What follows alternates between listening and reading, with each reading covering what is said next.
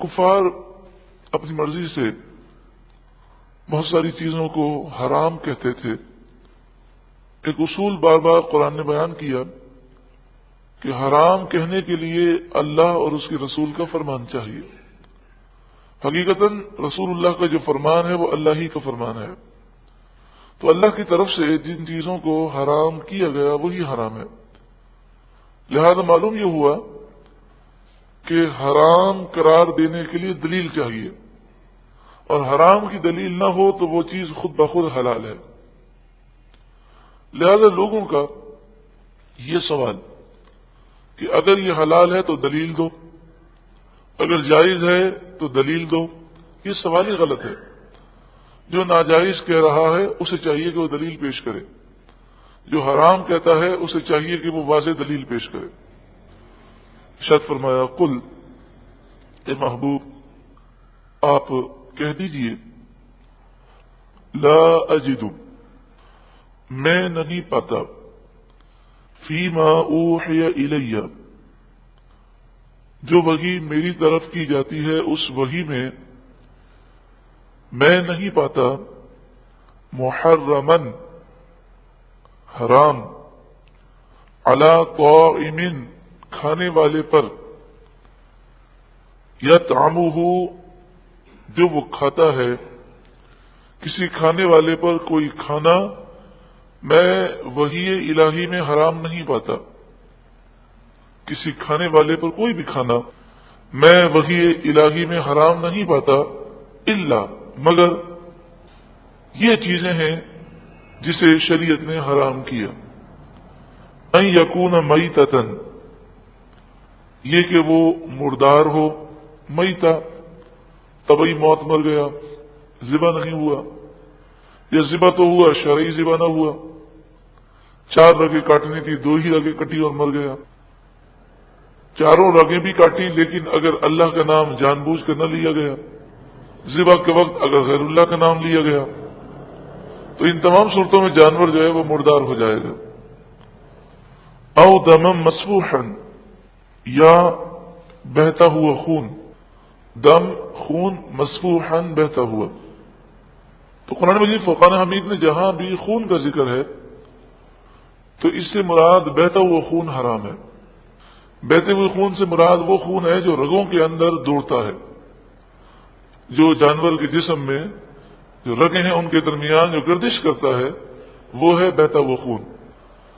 لیکن جو جمع ہوا خون ہے، جیسے جگر ہے وہ بھی جمع ہوا خون ہے، تلی ہے وہ بھی جمع ہوا خون ہے، وہ حلال ہے، اس میں کوئی حرج نہیں۔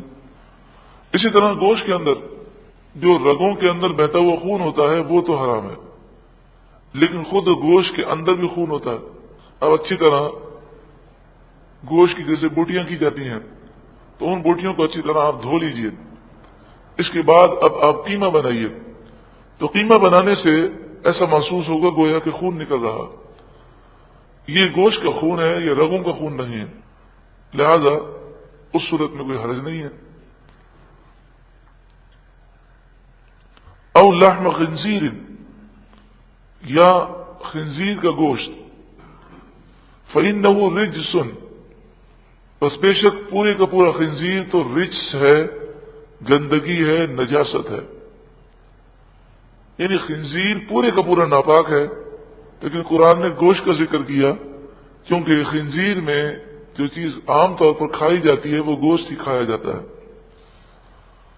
او فسقا، یا بے حکمی کا جانور، اللہ کی نافرمانی میں جس جانور کو ذبح کیا گیا، احل لغیر اللہ بہ، جس پر ذبح کے وقت غیر اللہ کا نام پکارا گیا، تو وہ جانور بھی حرام ہے۔ فمن اضطر غیر باغ ولا عاد، تو جو کوئی ناچار ہو جائے، مجبور ہو جائے، کھانے کے لیے حلال نہ ہو، جان جا رہی ہو، تو جان بچانے کے لیے وہ چند لقمے کھا سکتا ہے، غیر باغ، اس حال میں کہ وہ خود خواہش کرنے والا نہ ہو، ولا عاد، اور نہ ہی ضرورت سے زیادہ کھانے والا ہو، یعنی اس وقت اگر وہ سور کھاتا ہے جان بچانے کے لیے تو لذت حاصل کرنے کے لیے، خواہش کے لیے نہیں کھائے گا، اور اگر 2 لقموں میں جان بچ سکتی ہے تو تیسرا لقمہ نہیں کھا سکتا، اتنا کھائے گا کہ جان بچ جائے۔ اگر کوئی ایسا کرے فَإِنَّ رَبَّكَ غَفُورٌ رَحِيمٌ، تو بے شک تمہارا رب بخشنے والا مہربان ہے۔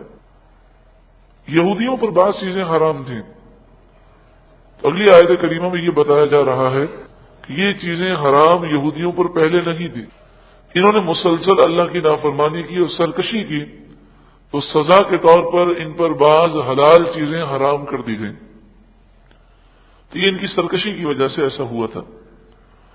وَعَلَى الَّذِينَ هَادُوا، اور یہودیوں پر حرمنا كُلَّ ذِي ظُفُرٍ، ہم نے حرام کیا ہر ناخن والا جانور، ظفر ناخن، ذی والا، ذی ظفر ناخن والا جانور، یعنی ہر وہ جانور چاہے وہ پرندہ ہو چاہے وہ چوپایا ہو جس کے پاؤں میں انگلیاں ہوں، تو ایسا جانور ان پر حرام کیا گیا۔ جیسے بطخ ہے، مرغی ہے تو پاؤں میں انگلیاں ہیں، اونٹ ہے تو اس کے پاؤں میں بھی کھر نہیں ہے، تو یوں سمجھیے کہ جو کھر کے بغیر جانور ہیں وہ ان پر حرام کیے گئے، اور جو کھر والے جانور ہیں جیسے گائے ہے، بیل ہے، بکرا ہے، بکری ہے، دمبا ہے، اسی طرح مینڈا ہے، تو وہ کھر والے جانور ان کے لیے حلال تھے، مگر ان میں بھی گائے، بیل، بکرا، بکری کے اندر ان پر لازم تھا کہ ان کی مخصوص وہ چربی کھا سکتے ہیں، اس کے علاوہ چربی کو ہاتھ لگانا منع ہے۔ وَمِنَ الْبَقَرِ وَالْغَنَمِ، اور گائے میں سے اور بکریوں میں سے حرمنا، ہم نے حرام کیا، علیہم، ان یہودیوں پر، شحومہما، گائے اور بکری کی چربی، شحوم چربی کو کہتے ہیں، الا ما حملت ظہورہما، مگر وہ چربی ان کے لیے حلال کی کہ جو گائے اور بکری کی پیٹھ اٹھائے ہوئے ہو، یعنی جو پیٹھ پر، کمر پر جو چربی لگی ہوتی ہے وہ چربی یہودیوں کے لیے حلال ہوئی۔ او الحوایا، یا وہ چربی جو آنتوں سے ملی ہو، الحوایا آنت کو کہتے ہیں، او مختلط بعظم، یا وہ چربی جو ملی ہو ہڈی سے، عظم ہڈی کو کہتے ہیں، جو چربی پیٹھ پر لگی ہو، آنت سے ملی ہوئی ہو یا ہڈی سے ملی ہوئی ہو، وہ چربیاں یہودیوں کے لیے حلال تھیں، باقی گائے اور بکری کی تمام چربیاں جو ہیں وہ منع تھیں۔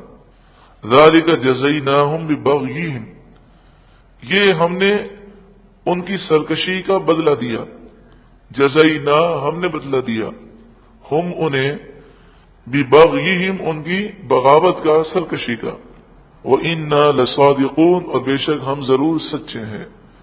یعنی یہودیوں کا یہ کہنا کہ یہ چیزیں ہمیشہ سے حرام تھیں، یہ بات غلط ہے، بلکہ توریت کے اندر بھی یہ چیزیں حرام نہیں تھیں۔ موسیٰ علیہ السلام کے وصال کے بعد کافی عرصے کے بعد یہودیوں پر یہ چیزیں حرام ہوئیں، اور وہ بھی ان کو سزا دی گئی ان کے گناہوں کی۔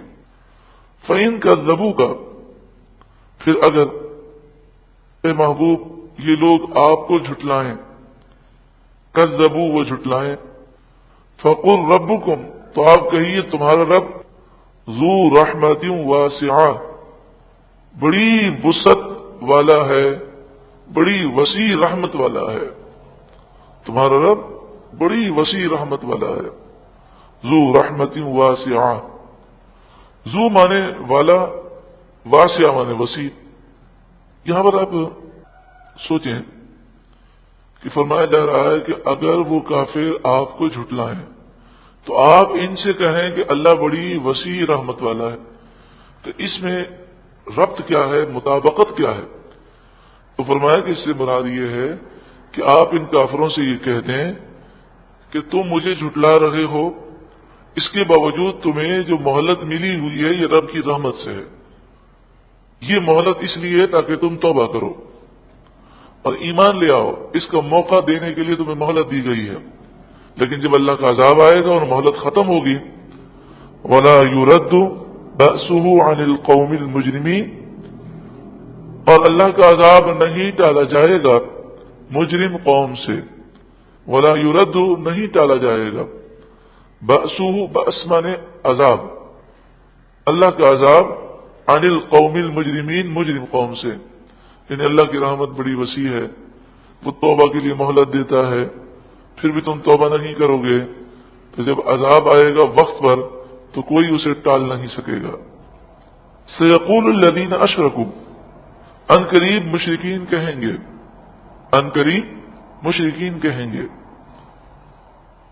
ابھی انہوں نے کہا نہیں تھا، قرآن نے پہلے سے بیان کر دیا اور یہ غیبی خبر ہے کہ وہ ایسا کہیں گے، لو شاء اللہ ما اشرکنا، اگر اللہ چاہتا تو ہم شرک نہ کرتے، ولا آباؤنا، اور نہ ہی ہمارے باپ دادا شرک کرتے، ولا حرمنا من شیء، اور نہ ہی ہم کسی چیز کو حرام قرار دیتے، یعنی انہوں نے یہ کہا کہ ہم نے جو شرک کیا، ہمارے باپ دادا نے جو شرک کیا، اور جو ہم نے اپنی مرضی سے چیزوں کو حرام قرار دیا، اگر اللہ تعالیٰ چاہتا تو ہمیں روک دیتا، جب اللہ نے ہمیں روکا نہیں تو اس کا مطلب یہ ہوا کہ اللہ اس سے راضی ہے، اور یہ جو ہم نے کیا اللہ کی مرضی سے کیا۔ یہ مشرکین نے یہ بات ابھی کہی نہیں تھی، فرمایا وہ کہیں گے، اور پھر انہوں نے یہ بات کہی، اس کا جواب بھی دیا گیا کہ یہ بات جو ہے یہ پرانے لوگوں نے بھی کہی ہے۔ اللہ تبارک و تعالی اگر کسی کو کسی کام سے روکتا نہیں ہے، یعنی روکتا نہیں ہے سے مراد یہ ہے کہ وہ بت بنا رہا ہے اپنے ہاتھ سے تو اس کے ہاتھ پر فالج نہیں گرتا، وہ اس پتھر کو تراش کر بت بنا کر اسے بت خانے میں رکھتا ہے، اس کو سجدہ کرتا ہے، تو وہ کہتے تھے کہ اگر اللہ تبارک و تعالی ناراض ہے، ہم یہ کام کر رہے ہیں غلط ہے، تو ہمارے ہاتھ میں قوت کیوں دی اللہ نے؟ ہمارے ہاتھ پر فالج پڑ جاتا، ہم بت کو سجدہ کرنے جاتے تو ہم جھک ہی نہ سکتے۔ یہ ان کا خیال بالکل غلط ہے، اس لیے کہ اللہ تعالیٰ نے دنیا کو دارالامتحان بنایا، اور جب ہم امتحان گاہ میں بیٹھے ہوتے ہیں اور 3 گھنٹے کا ٹائم ہوتا ہے تو استاد ٹوکتا نہیں ہے کہ آپ کیا لکھ رہے ہیں، جو صحیح امتحان لیا جاتا ہے اس کا مطلب یہ ہے کہ آپ جو کرنا چاہتے ہیں کیجئے، نتیجہ پھر بعد میں آئے گا۔ اگر استاد سر پر کھڑا ہو جائے اور آپ کو کاپی کے اندر کوئی غلط جملہ لکھنا ہی نہ دے تو وہ امتحان نہ ہوا۔ تو اس لیے امتحان گاہ میں دونوں طرح کی اجازت ہوتی ہے، آپ اچھا لکھیں برا لکھیں، کاپی خالی چھوڑیں، جو کرنا ہے کریں، آپ کی کاپی لے لی جائے گی اور پھر رزلٹ آپ کی کاپی اور آپ کی محنت پر دیا جائے گا۔ تو دنیا جو ہے وہ دارالامتحان ہے، تو اس میں ہمیں چھوٹ دی گئی، اچھا کام کرنا ہے برا کام کرنا ہے کچھ نہیں کرنا، جو کرنا ہے کر لو، آخر موت ہے اور پھر کل بروز قیامت تمہیں حساب دینا ہے۔ تو اس لیے یہاں پر جو چھوٹ ملی ہے، جو مہلت ملی ہے، اس کا یہ مطلب ہرگز نہیں کہ اللہ راضی ہے۔ دیکھیں ایک ٹیچر ہے، وہ کلاس میں جب پڑھاتا ہے تو وہ بچے کی کاپیوں پر نظر کرتا ہے اور کہتا ہے بیٹا تم نے یہ کام غلط کیا ہے، اس طرح کرو اس طرح کرو۔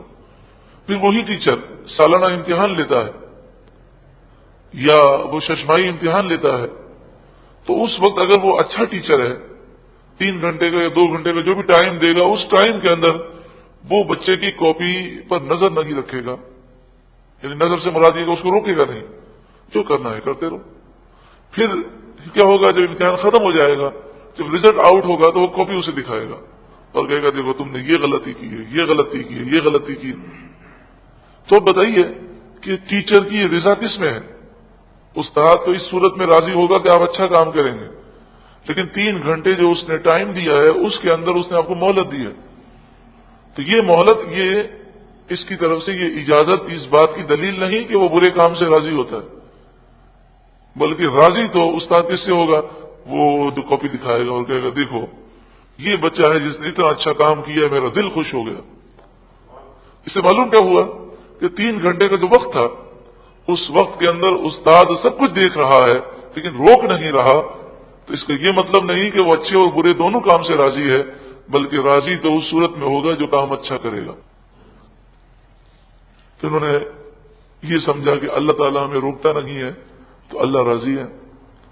کذالک، اسی طرح کذب الذین من قبلہم، ان سے پہلے لوگوں نے بھی کذب جھٹلایا، حتی یہاں تک کہ ذاقوا بأسنا، انہوں نے چکھ لیا ہمارا عذاب، یعنی مہلت سے انہوں نے فائدہ نہیں اٹھایا، اور وہ یہی سمجھتے رہے کہ یہ تو اللہ راضی ہے تبھی تو کچھ نہیں ہو رہا۔ پھر نتیجہ یہ ہوا کہ مہلت ختم ہوئی اور ہمارا عذاب آ گیا۔ مشرکین کا ذکر ہے، کافروں کا ذکر ہے، لیکن مسلمانوں کو اس زاویے سے سوچنا چاہیے۔ قرآن مجید فرقان حمید میں ارشاد فرمایا وما اصابکم من مصیبت فبما کسبت ایدیکم، تم پر جو مصیبت آتی ہے تمہارے گناہوں کی وجہ سے آتی ہے۔ گناہ کی نحوستیں ہیں، آفتیں ہیں، بلائیں ہیں۔ ظلم کرنے والا وہ تباہ ہوتا ہے، ماں باپ کو ستانے والا، دیگر مسلمانوں کا دل دکھانے والا، حرام کمانے والا، سود کا لینے والا، رشوت لینے والا، کبھی وہ کامیاب نہیں ہو سکتا۔ لیکن اللہ تبارک و تعالی نے مہلت دی ہے، بسا اوقات سب کچھ کرنے کے باوجود کچھ نقصان نظر نہیں آتا، تو لوگ یہی سوچتے ہیں ارے مولویوں کی باتیں ہیں، کچھ بھی نہیں ہوتا، اللہ بڑا غفور الرحیم ہے، اسے کیا ضرورت ہمیں عذاب دے گا۔ تو بتائیے مشرکین جو ہے وہ بھی اللہ کے بندے ہیں کہ نہیں؟ کافر کس کے بندے ہیں؟ اللہ کے بندے ہیں۔ تو جگہ جگہ عذاب کا ذکر ہے، تو کیوں ذکر ہے؟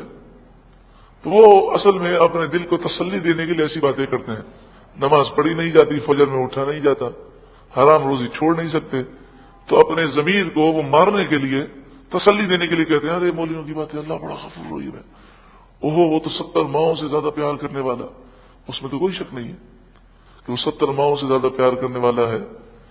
لیکن اس نے اپنے کلام میں اور اس کے حبیب صلی اللہ علیہ وسلم نے احادیث طیبہ میں یہ بھی تو بیان کیا کہ جو ایک وقت کی نماز جان بوجھ کر چھوڑ دے اس کا نام جہنم کے دروازے پر لکھ دیا جاتا ہے، اور اس حال میں مر جائے تو سیدھا جہنمی ہے بغیر توبہ کیے۔ اور یہ بھی تو فرمایا کہ جو ایک وقت کی نماز جان بوجھ کے چھوڑتا ہے وہ بے نمازی ہے، اور بے نمازی کی اللہ دعائیں قبول نہیں فرماتا، اور نیک لوگ اس کے لیے دعا کریں تو اللہ ان کی بھی دعا قبول نہیں فرماتا۔ یہ بھی تو ہے کہ بے نمازی کی روزی سے برکت ختم کر دی جاتی ہے، اس کی زندگی تنگ کر دی جاتی ہے، پریشانیاں، مصیبتیں، آفتیں، بلائیں ہی بلائیں ہیں، اسے چین، سکون، اطمینان نہیں ملتا، اسے لا علاج بیماریوں میں مبتلا کیا جاتا ہے۔ تو یہ سب اللہ اور اس کے رسول کی جو شریعت ہے اسی سے ہمیں معلوم ہوا ہے۔ تو جہاں ہمیں اللہ کی رحمت سے امید ہونی چاہیے وہاں رب کے غضب سے ڈرنا بھی چاہیے۔ وہ بے نیاز ہے، وہ کسی کا محتاج نہیں، اسے کسی کی پرواہ نہیں ہے، یعنی وہ جسے چاہے عذاب میں ڈال دے وہ اس کا عدل ہے، اور جسے وہ نعمت دے گا، فضل دے گا، وہ اس کا فضل ہے۔ اس لیے انسان کو انتظار نہیں کرنا چاہیے کہ جب عذاب آئے گا پھر توبہ کروں گا، تو پھر اس وقت توبہ کرنے کا بسا اوقات موقع نہیں ملتا۔ حتی ذاقوا بأسنا، یہاں تک کہ انہوں نے ہمارے عذاب کو چکھ لیا۔ قل، اے محبوب آپ فرمائیے، هل عندکم من علم، کیا تمہارے پاس کوئی علم ہے جو تم کہہ رہے ہو کہ اللہ راضی ہے تبھی تو ہمیں مہلت دے رہا ہے؟ اس کی کوئی دلیل ہے تمہارے پاس؟ فتخرجوہ لنا، اگر ہے تو اسے ہمارے سامنے لے کر آؤ، ہمیں بتاؤ۔ دلیل تو کسی کے پاس نہیں۔ ڈاکو، چور، دہشت گرد، فراڈی، کرپشن کرنے والے، حرام کمانے والے، ماں باپ کو ستانے والے، رشوت خور، سود خور، ہر کوئی دل میں یہی لے کر بیٹھا ہے اللہ غفور الرحیم، ہم تو جنتی ہیں، ڈائریکٹ جنتی ہیں۔ اگر ڈائریکٹ جنتی ہے تو آپ کے پاس اس کی کوئی دلیل ہے؟ کوئی دلیل نہیں، صرف من گھڑت خیالات ہیں۔ بلکہ دل بھی یہ کہتا ہے کہ پکڑ بڑی سخت ہونی ہے، دل بھی یہ کہتا ہے، تبھی تو موت سے گھبراتے ہیں۔ جو ڈائریکٹ جنتی ہے وہ دنیا کی مشقتیں کیوں برداشت کرے؟ وہ تو موت کو خوشی سے جو سینے لگائے تو سیدھا جنت میں جانا۔ انہیں بھی پتا ہے کہ ڈنڈے بہت پڑنے ہیں، بڑی سزا ملنی ہے، ضمیر ملامت کر رہا ہے لیکن صرف زبردستی اپنے ضمیر کو دبانے کی کوشش کرتے ہیں، کیونکہ جو انسان برا کام کرتا ہے نا کبھی ہو نہیں سکتا کہ اس کا ضمیر ملامت نہ کرے، اس کا ضمیر ضرور ملامت کرتا ہے۔ تبھی تو آپ نے دیکھا ہوگا کہ ایسے لوگ بڑی بے چینی کا شکار ہوتے ہیں، چڑچڑاپن بہت زیادہ ہوتا ہے۔ تو یہ ضمیر کی ملامت ہے، یہ جو اندر آگ لگی ہوئی ہے کہ ذرا سا آپ کوئی گفتگو کریں تو آگ بگولا ہو جاتے ہیں، تو سکون نہیں ہے، چین نہیں ہے۔ ان تتبعون الا الظن، تم تو صرف گمان کے پیچھے بھاگتے ہو. ظن مانے گمان، من گھڑت خیالات ہیں تمہارے، کوئی دلیل نہیں ہے. وَإِنْ أَنْتُمْ إِلَّا تَخْرُصُونَ، تم تو صرف اندازے مارتے ہو، تکے مارتے ہو. تخرصون اندازے لگانا، تخمینے لگانا. قل اے محبوب آپ فرمائیے فَلِلَّهِ الْحُجَّةُ الْبَالِغَةُ، اللہ کی حجت پوری ہے، البالغہ پوری، یعنی اللہ تعالیٰ نے تمہیں ہدایت کے لیے رسول بھی بھیج دیے، کتابیں بھی بھیج دی، اچھی طرح سمجھا دیا.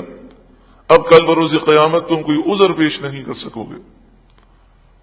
فَلَوْ شَاءَ لَهَدَاكُمْ أَجْمَعِينَ، بس اگر وہ چاہتا تو تم سب کو ہدایت دے دیتا. یعنی پھر وہ ہدایت جو ہوتی وہ جبر کے ساتھ ہوتی.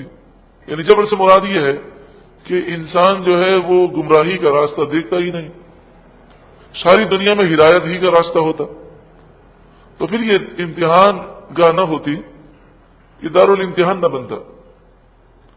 اللہ تعالیٰ نے اسے دارالامتحان بنایا، چاروں طرف گمراہیاں ہیں. پھر اللہ نے عقل عطا فرمائی، ضمیر ہمیں دیا. اب ان آزمائشوں سے جو گزرے گا اس سے اللہ راضی ہوگا اور اسے وہ صلہ عطا فرمائے گا جو بندے کی محنت سے بہت ہی زیادہ ہے.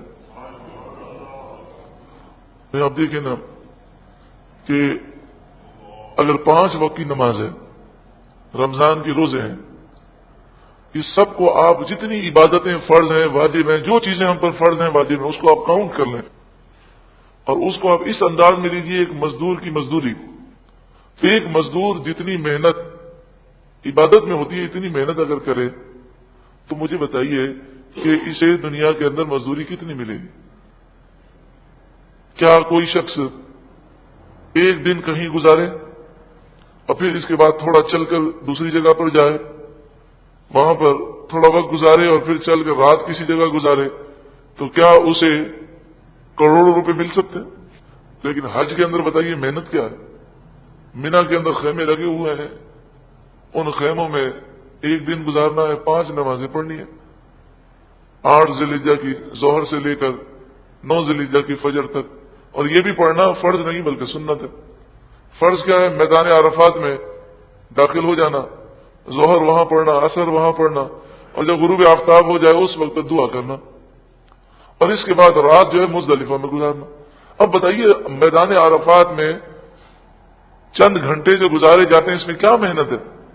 لیکن رب کا کرم تو دیکھیں کہ وہ فرشتوں کے سامنے فخر فرماتا ہے اور فرماتا ہے میرے بندے دور دراز سے پراگندہ سر میری رضا حاصل کرنے کے لیے آئے، تم گواہ ہو جاؤ میں نے ان سب کو بخش دیا. اور پھر جب وہ مزدلفہ میں جاتے ہیں تو فرمایا جاتا ہے تم گواہ ہو جاؤ میں نے ان کے حقوق العباد بھی معاف کر دیے. اب بتائیے یہ 2 کام ہیں، عرفات میں چند گھنٹے گزارنا، مزدلفہ میں رات گزارنا. اتنی محنت اگر ہم دنیا میں کریں اور کسی سیٹ کے پاس جائیں تو وہ 2 روپے دینے کے لیے تیار ہوں، اس میں کیا کیا تم نے؟ صرف بیٹھے ہو وہاں پر اور کیا کیا تم نے؟ اور مزدلفہ میں چاہیں تو رات کو ہم سو بھی سکتے ہیں. پھر اس کے بعد بندہ جب طواف کے لیے جاتا ہے اور جسے ہم طواف زیارت کہتے ہیں اور طواف افادہ کہتے ہیں، طواف فرض کہتے ہیں، وہاں جاتا ہے تو فرشتہ آتا ہے اور اس کے کندھوں کے درمیان اپنا ہاتھ رکھتا ہے اور کہتا ہے تو آج گناہوں سے پاک ہو چکا ہے، اب نئی زندگی شروع کر. تو اتنی بہاریں اور اتنی بڑی جنت، تو یہ رب کا فضل ہے. تو یہ فضل کیسے ملتا ہے کہ چاروں طرف آزمائشیں ہیں، شیطان اور نفس کے حملے ہیں، ان سے بچ کر اللہ کی راہ اختیار کرنے والوں کو جس سے اللہ راضی ہو جاتا ہے اس پر کرم فرما دیتا ہے. قل اے محبوب آپ فرمائیے ہلم لاؤ تم شہداءکم اپنے گواہ، الذین یشہدون جو گواہی دیں ان اللہ حرم ھذا کہ بے شک اللہ نے اس چیز کو حرام کیا ہے. ایسے گواہ لاؤ. اب وہ گواہ کہاں سے لے کر آئیں گے؟ کیونکہ اللہ کے دربار میں خود تو جا نہیں سکتے. نبی ایک واسطہ ہے کہ اس پر وحی نازل ہوتی ہے اور نبوت کو وہ مانتے نہیں ہیں.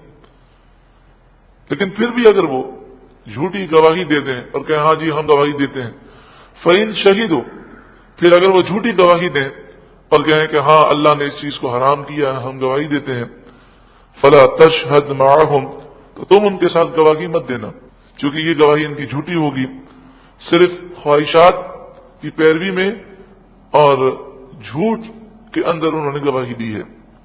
وَلَا تَتَّبِعْ أَهْوَاءَ الَّذِينَ كَذَّبُوا بِآيَاتِنَا، اور تم ہرگز ان لوگوں کی خواہشات پر کبھی نہ چلنا کہ جنہوں نے ہماری آیتوں کو جھٹلا دیا، وَالَّذِينَ لَا يُؤْمِنُونَ بِالْآخِرَةِ، اور ان لوگوں کی باتیں کبھی نہ سننا کہ جو آخرت پر ایمان نہیں رکھتے، وَهُمْ بِرَبِّهِمْ يَعْدِلُونَ، اور یہ وہ لوگ ہیں جو اپنے رب کا برابر والا ٹھہراتے ہیں، یعنی بتوں کو بھی وہ الہ مانتے ہیں، اللہ کو بھی الہ مانتے ہیں، بتوں کو بھی معبود مانتے ہیں، اللہ کو بھی معبود مانتے ہیں، بتوں کو بھی خدا مانتے ہیں، اللہ کو بھی خدا مانتے ہیں، تو انہوں نے بتوں کو اللہ کے برابر ٹھہرا دیا۔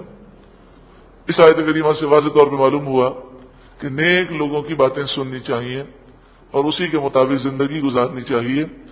جن لوگوں کی زندگیاں گناہوں میں گزر رہی ہیں، رب کی نافرمانی میں، ان کی باتوں سے انسان کو متاثر نہیں ہونا چاہیے۔